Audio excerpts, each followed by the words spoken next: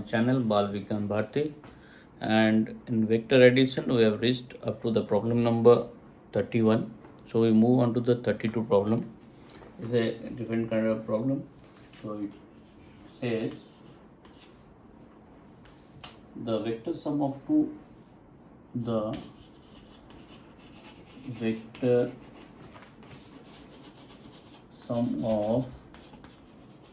two forces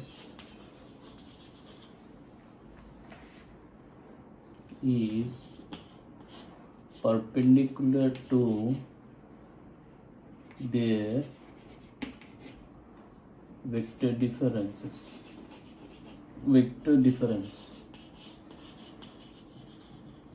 Okay.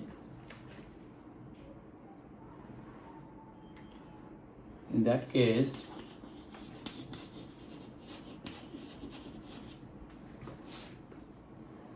how the forces are related?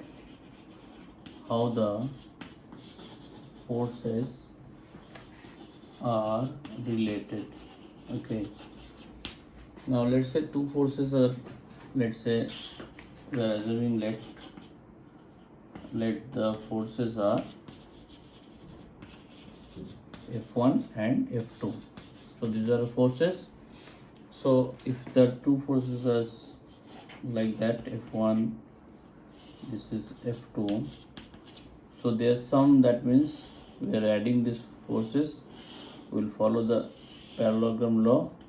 This will be the addition of their forces, F1 plus F2, vectorially added, and they are subtracting, means you are adding, that means if you are doing F1 plus F2, we are subtracting, means difference means F1 minus F2. So when it is minus F2, so we have to extend this on the negative side, so this will be your minus F2. Now adding F1 and minus F2, we will be following the same parallelogram law with the value F1 minus F2. So this will be the value. Now as per the condition, this angle is 90 degree. They are perpendicular. The sum is perpendicular to the difference. So now what is the relation?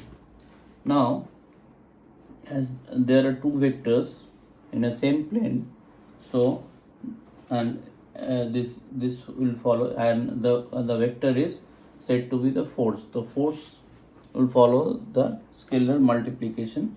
So that means F1 into that, these are the new vectors which will be F1 plus F2. The F1 plus F2 and dot F1 minus F2, the dot product of that will be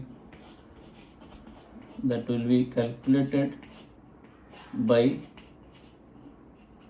this, and cos of angle between this, that is equal to cos of 90 degree. So this is the left hand side, this is right hand side. So ultimately cos 90 is 0. So ultimately this is 0. So ultimately F1 plus F2 dot F1 minus F2. So this you have to find. So I am taking this space. Diagram you already understood, I suppose. So now F1 plus F2 dot F1 minus F2, that is equal to 0. Okay, ultimately we have received this one. So what is that exactly? So F1 and F2, they are collinear, and F2 and F2 are collinear, but F1 and F2 both are not collinear. This is separate, that I have shown you. This is F2, this is F1. So any two vector which is collinear vector, if I do dot product, will give you the magnitude. It will be same as F1 dot F1 will give you F1 dot F1, it will give you dot F1 mod F1 and the angle between them. So two vectors, if it is collinear, angle will be 0. So cos 0 1, ultimately this will turn into F1 square. But if I do F1 to F2, that will be F2 and F1 F2, that the angle between that will be something, maybe angle theta, that may be theta, but this f1 and f2 together, it will give you, let's say I'm just that will be depend on the theta angle, so I cannot conclude what is theta. So it will be something, if I want to keep it like that, and if I virtually I will get something that will follow if I do that. So first thing that you have to understand f1 and f2, and f2 dot f2, it will turn into f2 square. Okay, rest of the thing we will understand when we do that. So f1 into f2, that will give you f1 square, and f2 and f1, if I do multiply f2 into f1, this one, then again this is over. Now f2 into f1 again, that will be f1 dot f2, because sequentially that f1 is in first position, so I will write it like that, and ultimately this is equal to f2 square, so that will be 0. Now what is that? Dot products, you know, is commutative. That means f1 dot f2 is nothing but f2 dot f1, means commutative. You can changes the places, that dot product is commutative. So as per this is equal, so this is, here it is now opposite sign, f1 and f2, that means f2 into f1 is equal to f1 and f2 are same, so this can be cancelled out. So ultimately this one, or f1 square is equal to f2 square, so forces are same. So to have this condition where the sum is perpendicular to the difference, the forces has to be of same magnitude, you can say, because magnitude of the forces all together it is same, because we are talking about the dot product. So ultimately this is the magnitude, and direction should not be same, otherwise it will be collinear. So here we are talking about the magnitude. The magnitude of the forces should be same. They may act at any angle in between. Okay, so the total vector is not same, the magnitude only, because there we have already converted by dot product into the mod values only. So this is coming, that means the forces, the magnitude of the forces are same, not the direction. Okay. So moving to the problem 33.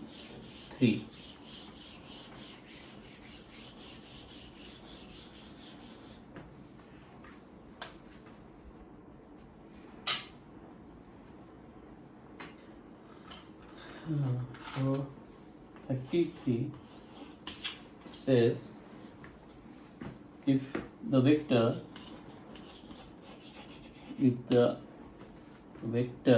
a vector is given in the form of 3 components, or 3, you can say the 3 component, you can say, or the 3 element, you can say, anything, but these are the components. Components are basically the, if I say about the vector components, so any vector can be divided into 2 perpendicular, mutually perpendicular fractions. So if it is v, so v, it will be one fraction, v2, let's say one fraction. These are made like that. These fractions can be made in x, in a known coordinate system, x and y, and this is y. So these 2 components are mutually perpendicular to each other. So then only the v is said to be vx plus vy. Okay, so these are the, this way you can divide any vector into 2 components. One is towards x-axis, one is the vertical to the x-axis, that is y. So y-axis. So along the y-axis is denoted by vy, along the x-axis is vx, and this is following the vector summation law. That means if it is satisfying this, then v can be divided into 2 parts, that is vx and vy. So these are and the partition, if it is perpendicular to each other, so then these are called, these two together are called the component of V. So in case of Cartesian, there will be three components because three mutually perpendicular axis system is x, y and z. So these are mutually perpendicular to each other. So in that case, in any vector v is denoted, then it has to be vx plus vy and vz. So these are the components, and these all three together are called component, and accordingly it is x direction, it is y direction, it is z direction, and they will follow the vector summation law. So this is about the component. So when we are denoting any vector in the form of something I, j and k, that means they are the combination of three element, that x element, this is y element, and other, if it is there, that will be the z element. Here it is given as lambda k. Okay, now these are the unit vectors along the respective axis, and these are the scalar multiplied. So one thing you have to understand, any vector p and 2p are related way that p and 2p are collinear. If any scalar is multiplied with the vectors, so that would be the same collinear vectors. Okay, so any for this, from that we can understand any collinear vectors are related with the multiplication of a scalar. So that means, let's say two collinear vectors are there, so this is always such that it can be related like that, where lambda is a real number. Any real number can be the value of lambda. Okay, so these are the one property of collinear vectors. Okay, so now if the vectors is this one, so and other one is mu I plus 8j plus 6k are collinear vectors, are collinear vectors. Okay, then find lambda and mu. So when we are talking about the collinear vector, so first of all we understand what is collinear. Two vectors which are aligned in a same line, let's say this is vectors, first vector, let's say this is r1, this is r2, so these are collinear, means the angle between them are 0. So the collinear vector may be parallel vectors, or they may be because parallel vectors, when we will shift it parallelly along the same line, there will without changing the direction and the magnitude, so then that also to be considered as a vector, the same vector to this. So any parallel vector also can be said to be the collinear vector. So now in this case, these two vectors are collinear, then few property has to be understood. The first thing is that for collinear vector, as I said, that vectors can be represented with a multiplication of a scalar. So that means it is always a relation with the multiplication of the real numbers one each other. This could be the other way around also. This could be anything else. This could be, then lambda and lambda 2 may be differ, but this can be represent vice versa. Okay, this would be the one part. Second one, it is if it is collinear, then has to be linearly dependent. Okay, linearly dependent. Okay, so what is the linear dependency? let's say I'm taking an example, a set of two set of two vectors is related like that. This is such vector, this is x, you can say this x is denoted by a1 x1 a2 x2, where x1 and x2 are two distinct vector, and a1 and a2 are scalars. Okay, so if x is denoted by this one, so if it is linearly dependent, so then we can say this equal to 0, the first condition for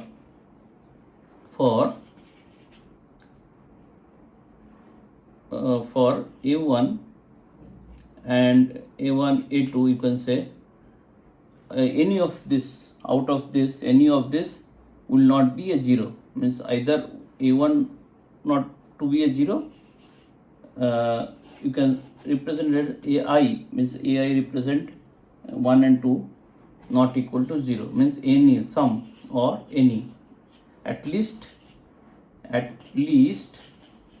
1. So if it is a combination of 2, then either a1 should not be 0 or a2 should not be 0. This is the condition of linear dependency. So if this is a set of vectors, and the vectors, if it is containing only 1, then that should not be 0. If it is combination of 2, then at least 1 will be 0. If it is more, then at least 1 or more can be 0, but not all the 0. So these are the things for linear dependency. So this is one of the case when the vector, if it is collinear, means I am talking about similar two vectors. Okay, it is, if we in this case I am saying that x1 x2 is not collinear, then this should be, overall it will be 0, but individually one of should not be 0. This is the condition. Okay, these are the condition. And the third condition, it says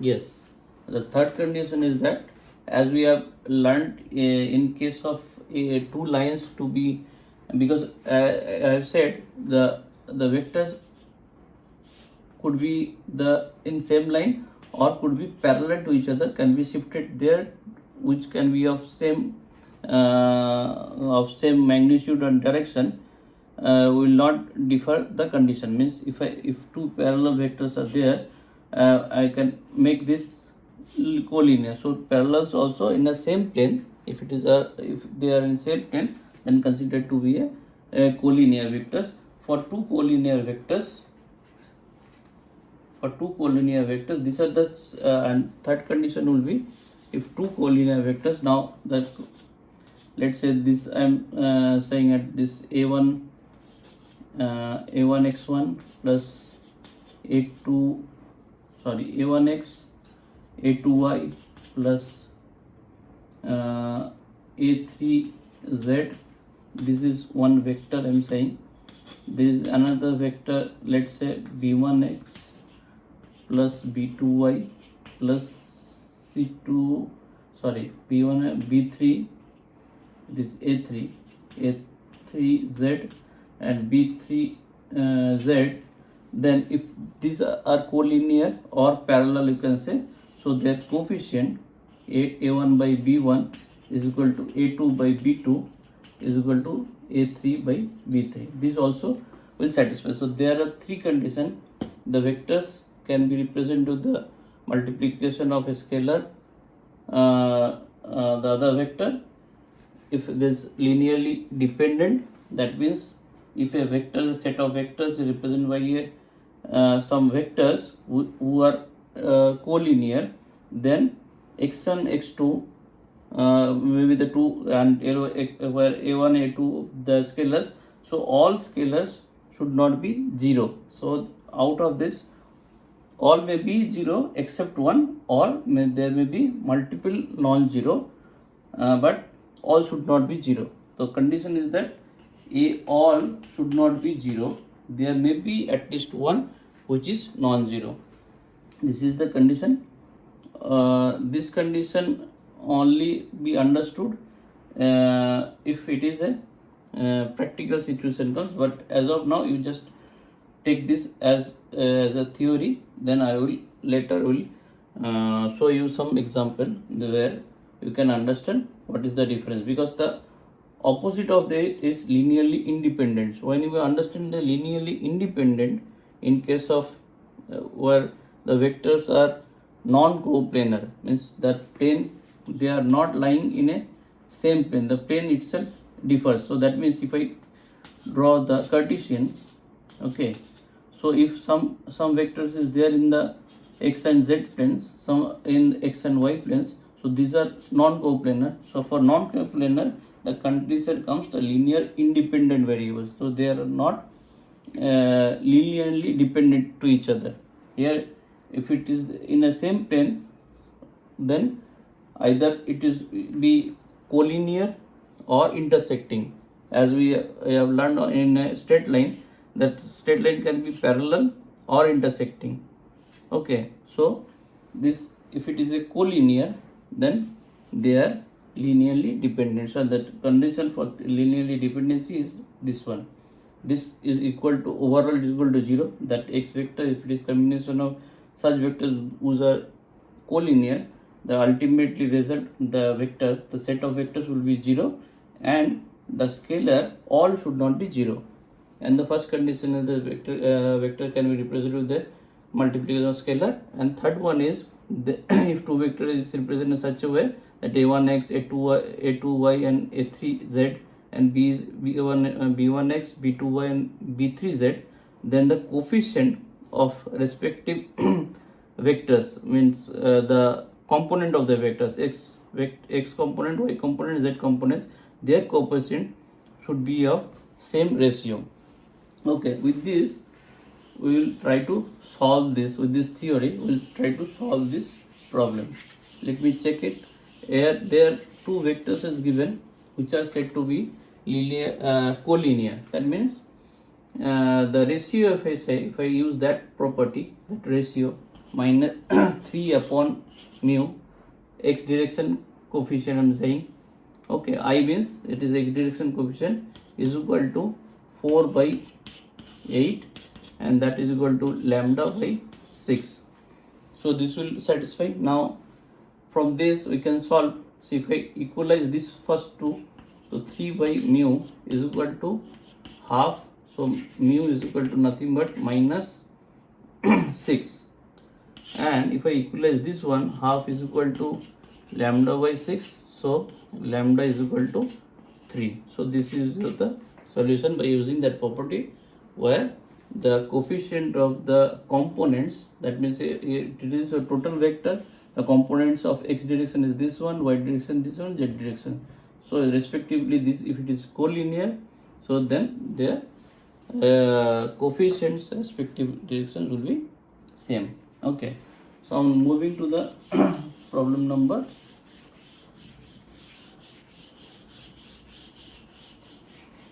34.